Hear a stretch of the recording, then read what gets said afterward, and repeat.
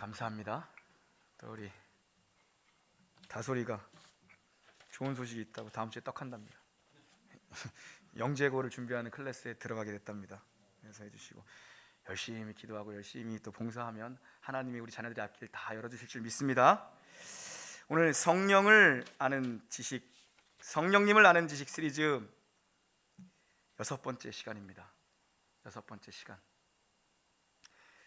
내가 그리스도인이 되었다는 건 내가 그리스도와 하나가 되었다는 것입니다. 내가 주 안에, 주님이 내 안에 거하신다라는 것입니다.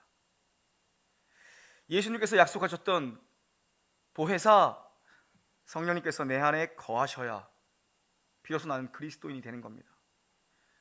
성령님이 내 안에 내주하셔야 나는 거듭난 그리스도인으로서의 삶을 살 수 있다는 겁니다. 성령은 우리 안에 내주하시며, 성령은 우리 안에 머무시며, 성령님은 우리 안에 거주하시며 우리 구원의 영원한 보증이 되어주셨습니다.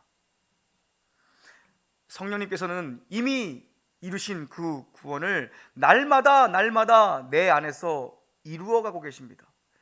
성경에서 이야기하는 구원의 시대는 3시제입니다. 구원은 이미 이루어졌고 이루어지고 있으며 이루어질 것이다. 성경은 이 3시제로 우리의 구원을 설명합니다. 이미 완성된 구원입니다. 그러나 우리의 삶 속에서 날마다 그 구원을 이루어갑니다. 그리고 구원은 완성될 것입니다. 완성된 구원, 완성될 것입니다. 성령님께서 이미 우리 안에서 이루신 그 구원을 날마다 우리의 삶에 이루어가고 계십니다. 언제까지요? 완성될 그때까지. 하나님의 완성될 그 나라, 완성될 그날까지 우리의 구원을 날마다 이루어 가시죠. 여러분, 이건 사실 우리의 이성이나 우리의 상식선에서는 이해되거나 설명될 수 없는 부분입니다. 주님이 내 안에 거하신다? 내가 주님 안에 거한다? 도대체 누구 안에 누가 거한다는 겁니까?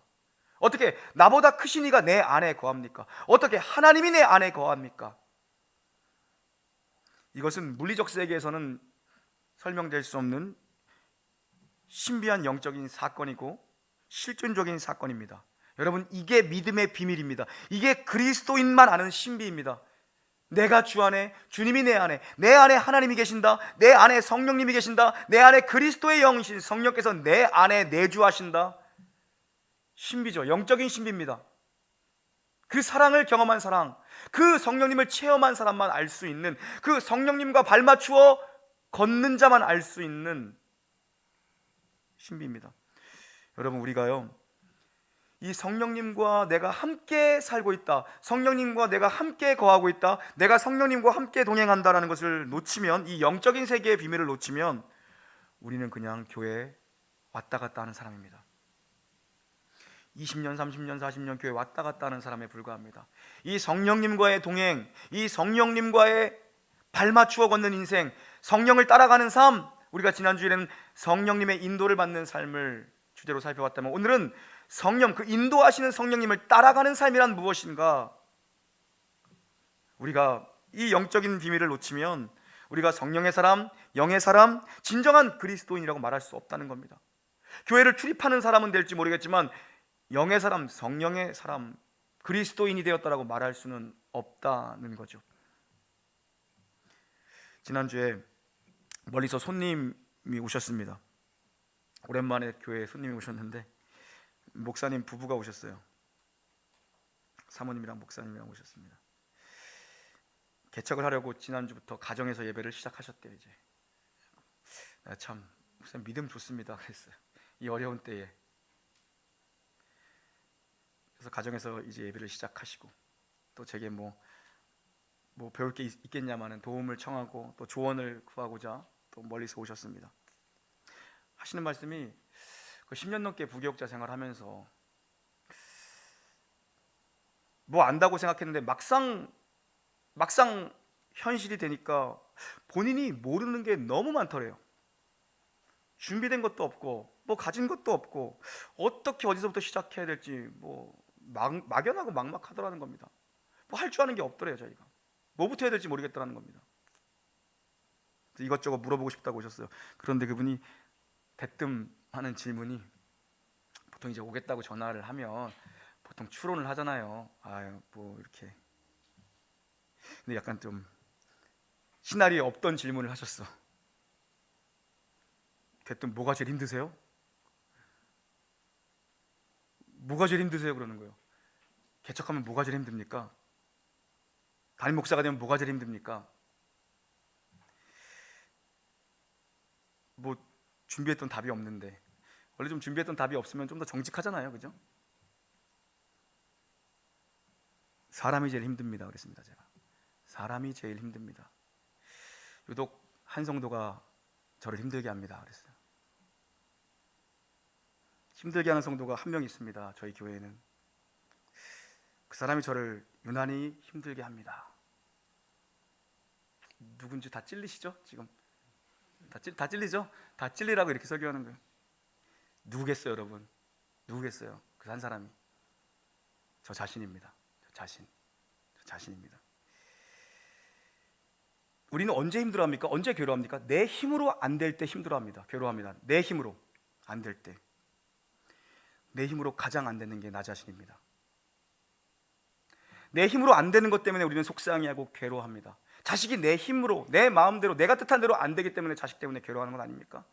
그런데 솔직히 우리의 내면을 한번 들여다보십시오. 자식이 내 마음대로 안 됩니까? 내가 내 마음대로도 안 됩니다 여러분. 내 자신을 통제하는 것이 더 내 마음대로 안 된다는 것입니다. 내 힘으로 가장 안 되는 게 나죠. 우리 놀라운 교회에서 가장 저의 목양의 자리에서 벗어나려고 하는 사람이 바로 저 자신입니다. 성령님을 따라가는데 가장 걸림돌이 되는 게 누구인가? 옆에 있는 사람인가? 아니요. 성령을 따라가는 삶을 사는데 가장 걸림돌이 되는 건 내 자신입니다. 내가 성령님을 따라가는데 가장 큰 걸림돌이 되고 있다는 것입니다. 이것을 여러분 성경식의 표현으로 사도 바울이 어떻게 표현합니까? 함께 로마서 7장 22절부터 함께 봉독하겠습니다. 시작. 내 속사함으로 하나님의 법을 즐거워하되 내 지체 속에서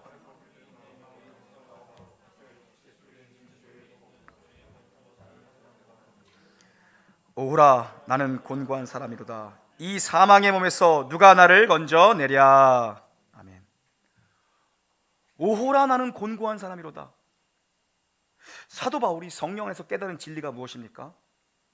아, 내 힘으로는 안 되는구나.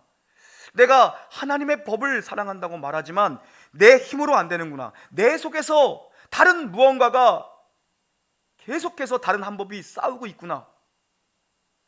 결국 사도 바울이 깨달은 건 내 힘으로 살려고 하면 할수록 나는 점점 위선적인 사람이 되고, 나는 점점 가식적인 사람이 되고, 나는 점점 공고한 존재, 비참한 존재가 되는구나.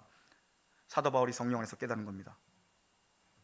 그는 어떤 사람이었습니까? 죽을 힘을 다해 하나님을 쫓았습니다. 죽을 힘을 다해 율법을 지켰습니다. 죽을 힘을 다해 하나님을 향한 열심을 냈던 게 사도 바울입니다. 누구보다 열심히 있었던 것입니다. 당할 자가 없었습니다.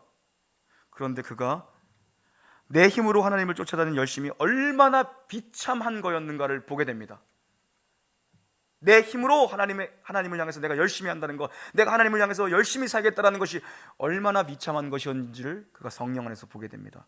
오호라 나는 곤고한 사람이로다. 나는 곤고한 자구나. 내 힘으로는 싸워 이길 수가 없는 것이구나. 내 힘으로는 하나님의 법을 따를 수가 없구나. 내 힘으로는 안 되는 것이구나. 그가 그거를 발견하죠.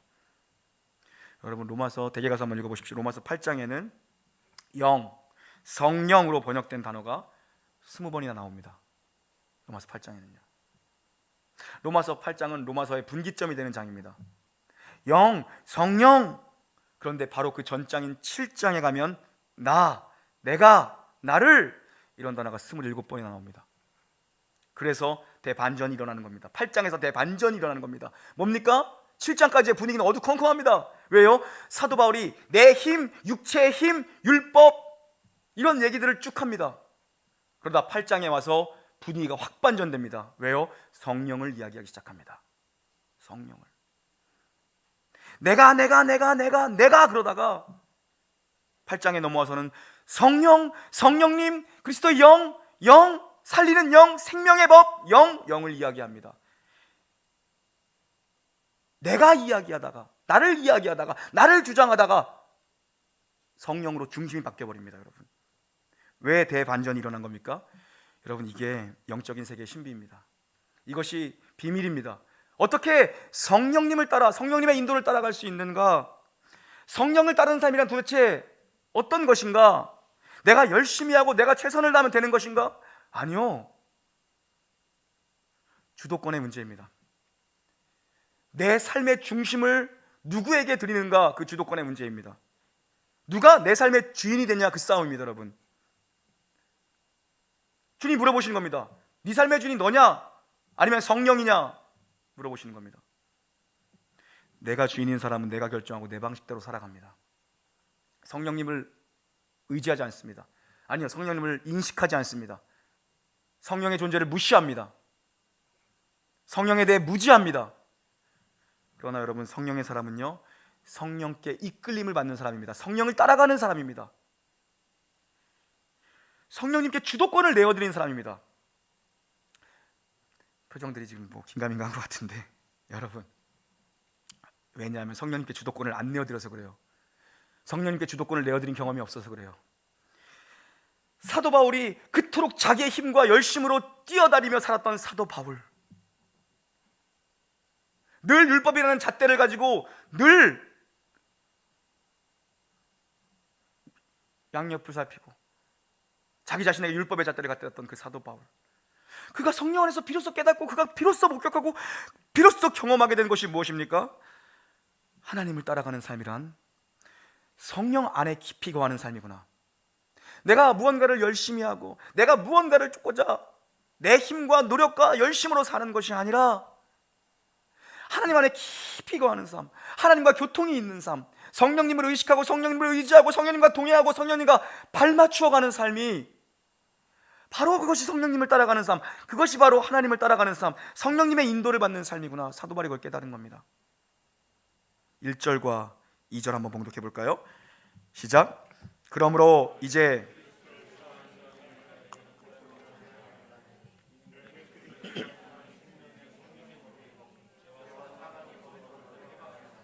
아멘. 성령을 따라간다는 건, 성령의 인도하심을 받는다는 건, 우리 성령을 따라가야 되는데 성령님과 함께 가는 거죠. 발맞추어 가는 겁니다. 내 힘으로 죽어라 발버둥 치는 삶이 아닙니다. 여러분, 내 힘으로 죽어라 발버둥 치는 삶이 아니라는 것입니다. 살겠다고 발버둥 치는 삶이 도리어 가라앉습니다. 여러분, 그리스도 예수 안에 거하는 겁니다. 성령님과 친밀한 교제 속에 깊이 들어가는 겁니다. 여러분, 신앙이란 여러분 내 힘으로 쫓아가는 게 아닙니다. 내 힘으로 쫓아가는 것이 아닙니다. 그러다 가랑이가 찢어지는 거죠. 그러다 나가 떨어지는 겁니다. 성령 아니고 내 힘으로 하려다 보니까 다 나가 떨어지는 겁니다. 그래서 오래 가지 못하는 거예요. 내 힘으로 길어야 3년입니다. 길어야 3년. 진짜 인간적으로 의지가 좋으신 분들은 10년도 하더라고요. 내 힘으로 10년도 해요. 길어야 3년이에요. 근데 성령님 안에 깊숙이 거하는 삶, 성령님과 친밀한 교제를 나누는 삶, 성령님 안에 깊이 들어와야 됩니다. 내가 주 안에 깊이, 주님이 내 안에 깊이.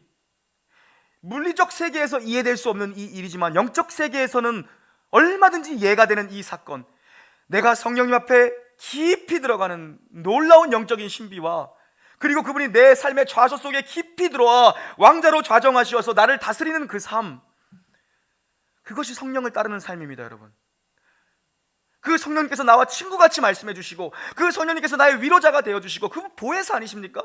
나를 깨닫게 하십니다. 이 무지한 나를 깨닫게 하십니다. 우리가 얼마나 무지한지, 십자가가 구원인지를 모르는 우리 가운데 성령께서 임재하시어 십자가가 구원이다, 십자가를 따라가라, 그 알려주시는 성령께서, 보혜사 성령께서 우리 안에 계시는 건데 우리가 그분을 따르는 삶을 살아가야 되는데 그분을 따르지 않으면 우리의 삶이 대체 어디로 가는 겁니까? 내가 하고 싶은 대로 가는 겁니다. 그 끝은 사망이다 라고 뒷부분에 얘기하죠. 결코 정죄함이 없나니, 그리스도 예수 안에 있는 자에게, 성령 안에 있는 자에게는 결코 정죄함이 없나니. 정죄함이 없다는 건 더 이상 고소나 고발당한 거리가 없다는 겁니다. 누구도 나를 고소하거나 고발당할 거리가 없다는 것입니다. 얼마나 담대하겠습니까? 얼마나 자유롭겠습니까? 얼마나 힘이 나겠습니까? 그런데 사단 마귀는 어떻게 공격합니까? 그는 참소자입니다. 늘 우리를 고발합니다. 늘 공격합니다. 우리를 어떻게 낙심이 들게 합니까? 우리를 어떻게 넘어뜨립니까? 우리의 죄의 목록을 날마다 들이댑니다. 네가 죄인이잖아. 너 어제도 금요일날도 잊어 짓고 지난주 목요일날도 잊어 졌잖아. 그래서 제가 생각해 본 게 뭐냐 하면, 이게 뭐랑 비슷할까? 묵상하다가 갑자기 떠오르는 생각이 뭐냐면, 카드값이랑 비슷한 것 같아요. 지난달에 쓴 카드값 명세서가 날라오는 것처럼 쭉 날라오잖아요. 파리바게트에서 5,000원 쭉 날라오잖아요. 그죠? 죄의 목록들을 우리한테 쭉 갖다 주는 것 같아요. 너 이제 졌잖아. 이거 얼마짜리 졌잖아. 쭉쭉쭉 잊어버리지 않고 이따만한 기록을 갖다 주는 것 같아요. 그리고 그 밑에 합계 금액 얼마, 100만 원, 카드값 100만 원 나오잖아요. 그때 우리가 진정으로 바라봐야 되는 건 무엇입니까? 그 맨 마지막에, 우리의 죄의 목록 맨 마지막에 누구의 이름이 써 있겠습니까? 너는 죄인이다. 내가 너의 죄를 위해 십자가를 졌자. 예수 그리스도의 사인이 거기에 있는 겁니다, 여러분. 그분이 십자가에서 우리의 모든 죄의 목록을 다 갚아내신 겁니다.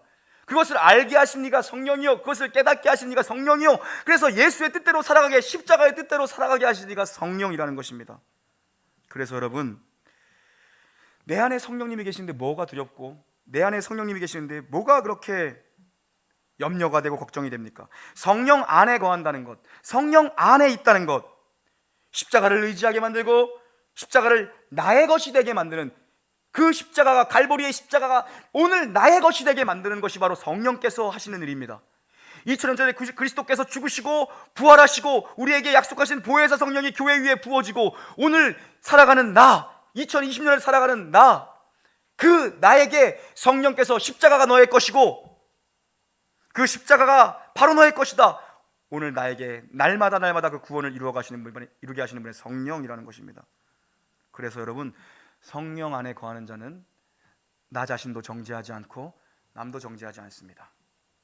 결코 정죄함이 없나니 나도 정죄하지 않고 남도 정죄하지 않는다는 것입니다. 사도 바울이 얼마나 정죄하던 자입니까? 그는 율법의 의로는 흠이 없던 자입니다. 히브리인 중에 히브리인입니다. 난지 8일 만에 할례를 받았습니다.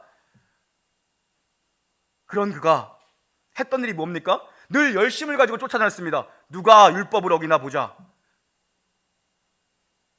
그러면서 그가 자기 자신을 평가한 겁니다. 내가 이런 사람이야. 난지 8일 만에 나 할례를 받았어. 나 히브리인 중에 히브리인이야.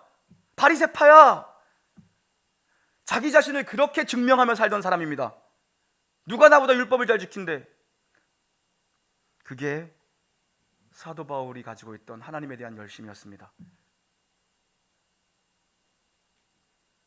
성령 안에 있지 아니하고 성령 밖에 있는 자들은 티가 납니다, 여러분. 성령 안에 있지 않고 성령 밖에 있는 자들은 티가 납니다.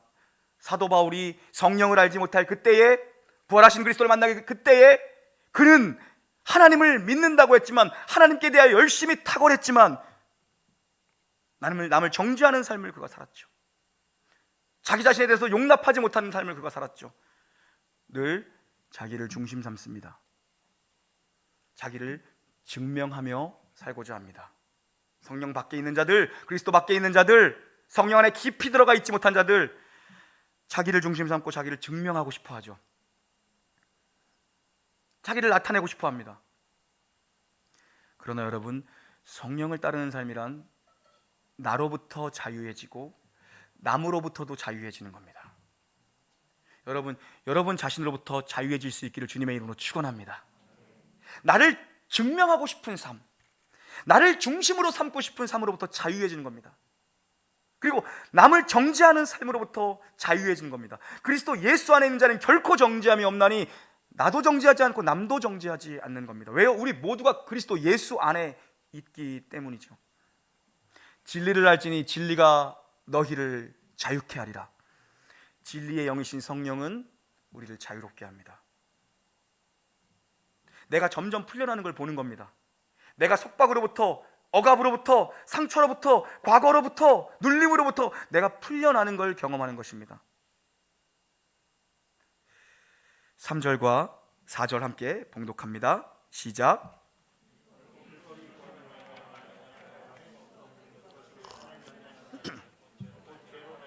자기 아들을 죄 있는 육신의 모양으로 보내어 육신의 죄를 정하사 육신을 따르지 않고 그 영을 따라 행하는 우리에게 율법의 요구가 이루어지게 하려 하심이니라. 아멘. 율법은 좋은 거죠. 하나님이 주신 겁니다. 하나님이 주신 게 왜 나쁘겠습니까? 율법은 좋은 겁니다. 하나님의 명령이 나쁠 리가 없죠. 그러나 우리는 그 율법의 명령에 다 순종할 수가 없습니다. 다 순종할 수가 없습니다. 나는 율법의 요구를 다 만족시킬 수 없는 자입니다. 이거를 아는 자가 죄인입니다. 나는 그 요구를 다 만족시킬 수 없구나. 이걸 아는 자가 죄인입니다. 병든 자에게라 의원이 필요하다 주님 말씀하셨습니다. 내가 건강한 자를 위해 온 것이 아니다. 내가 병든 자들을 위해, 내가 죄인들을 위해 온 것이다 주님 말씀하십니다. 죄인된 나를 위해서, 이 율법의 요구를 다 만족시킬 수 없는, 하나님의 뜻을 다 만족시킬 수 없는 나를 위해서 그리스도께서 오신 거죠. 그분은 율법의 완성이 되셨고 율법의 마침이 되셨습니다.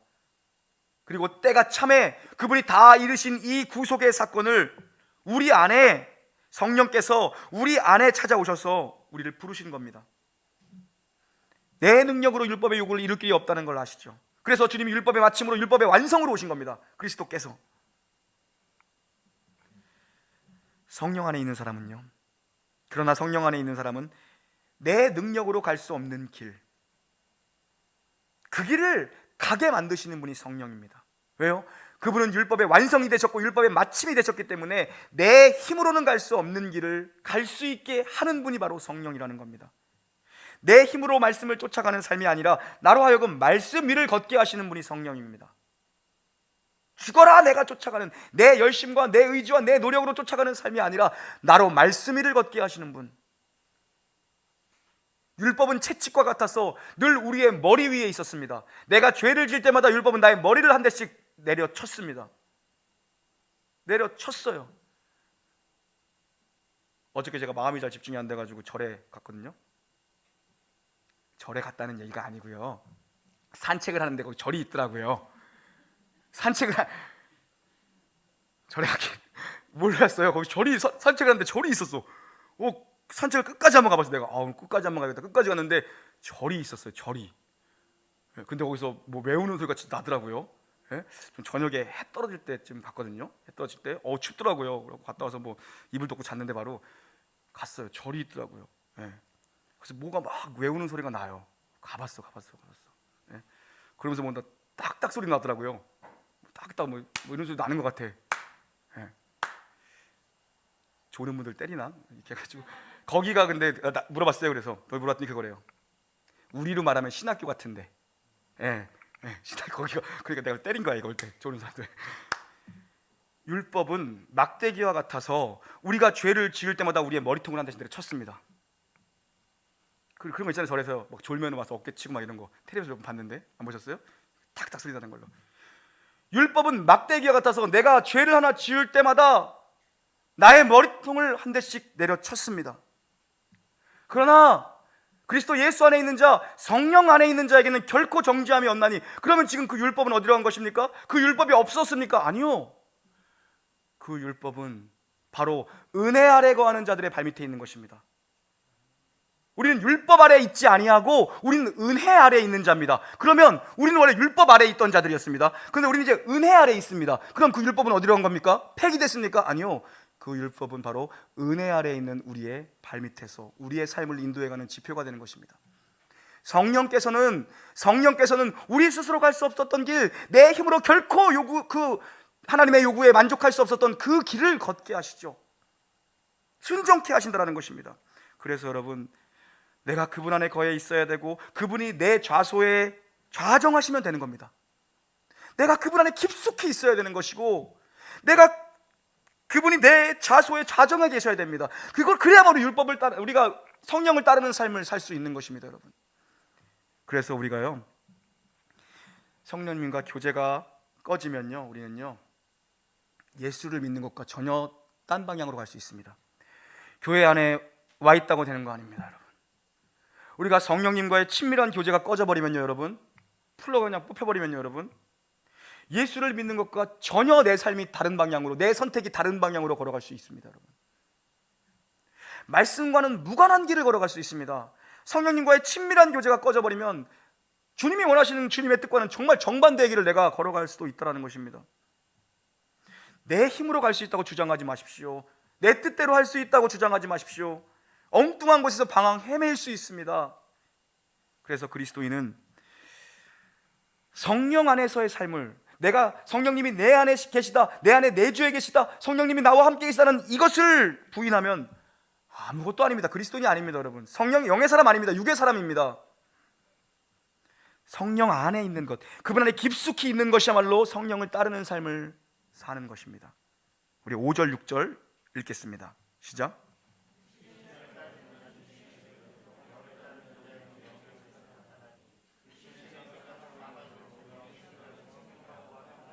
아멘.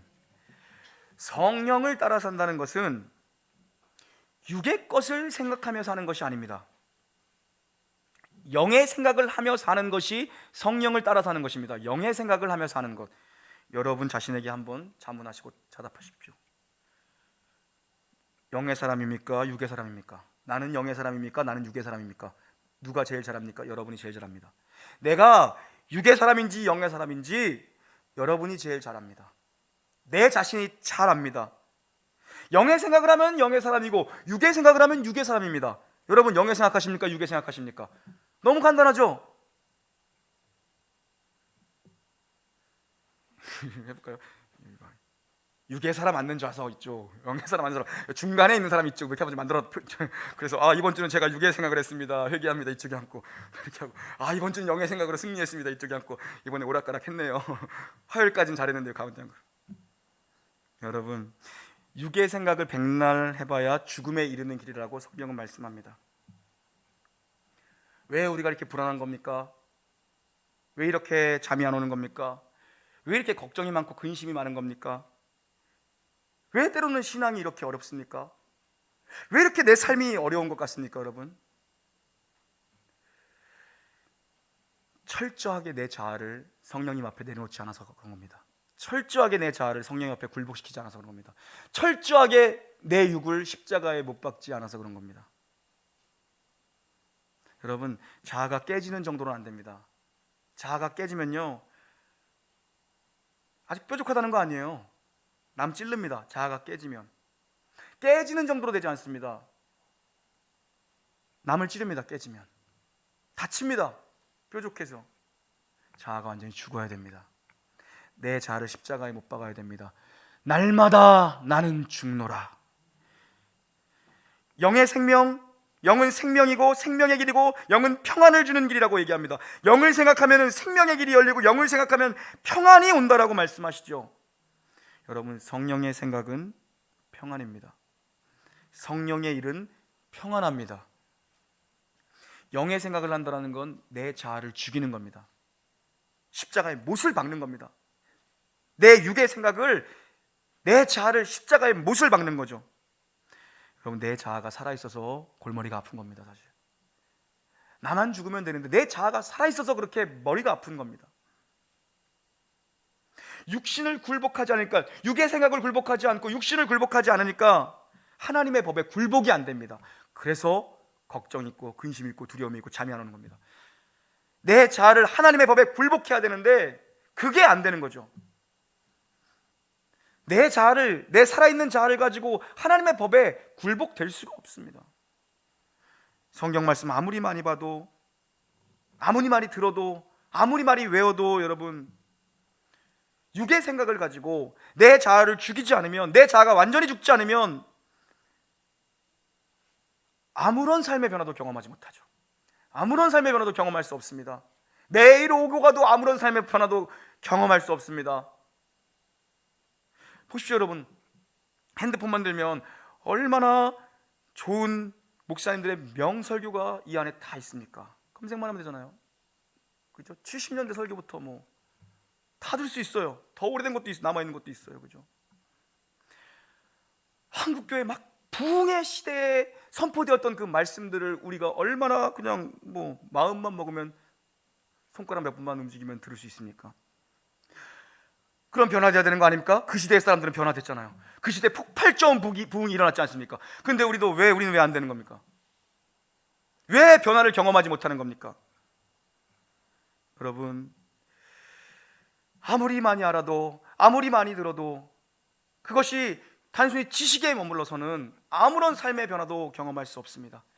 성령님이 내 안에 좌정하시고 내가 성령님 안에 거하는 이 성령님을 의지하고 성령님을 의식하고 성령님의 뜻대로 살고자 하는 거룩한 열망과 성령님을 따르고 성령님 깊숙이 거하는 영적인 교제가 없이는 오카네 목사님 다시 살아 돌아와도 변화가 없을 겁니다. 여러분, 성령을 따르는 게 아니라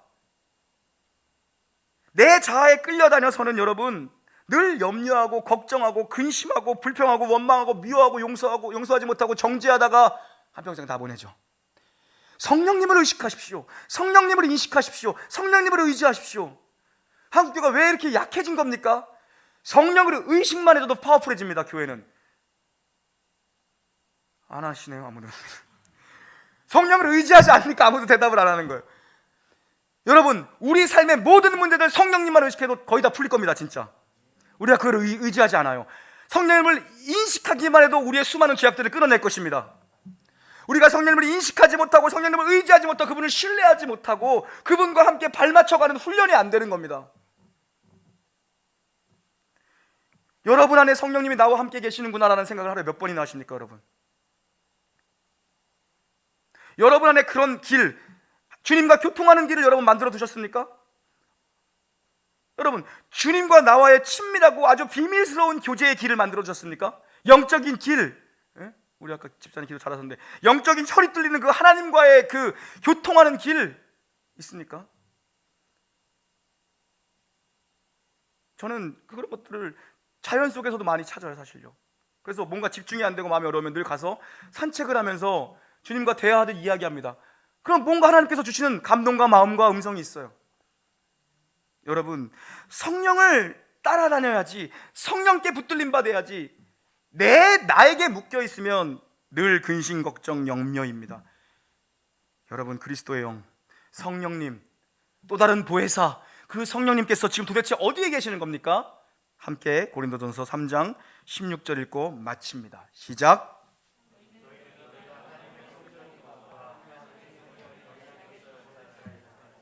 아멘.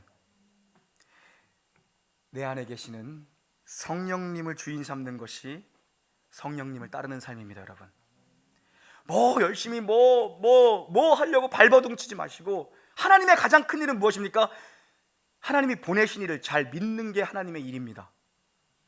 무언가를 열심히 하려고 하지 마시고 주님을 잘 믿으시고 성령님과 가까이 교제하십시오. 그래야 기쁨과 감사로 주님 앞에 더욱더 가까이 하는 것이지, 사도 바울의 열심 대단했지 않습니까? 그만한 열심의 사람이 어디 있었습니까? 그런데 그가 주님의 뜻을 거스르는 일을 하고 있었다는 것이 아닙니까? 그가 뒤늦게 깨달은 거 아닙니까? 그가 자기 자신을 어떻게 평가합니까? 나 히브리인이야, 나 바리새인이야, 나 흠이 없는 자야. 그렇게 자기 자신을 증명하며 살았던 인생입니다. 그런데 그리스도를 만나고 그 안에 성령이 거하자 그의 고백이 어떻게 바뀌었습니까? 내가 죄인 중에 괴수다. 나는 만삭되어 나지 못한 자 같다. 나의 나된 것은 하나님의 은혜다.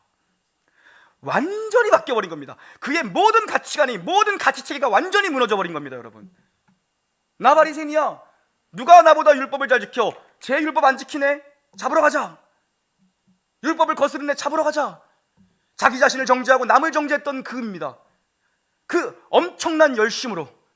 그러나 진짜 성령이 오자, 진짜 성령님을 그가 경험하자 완전히 그의 삶의 모든 것이 변화되었습니다.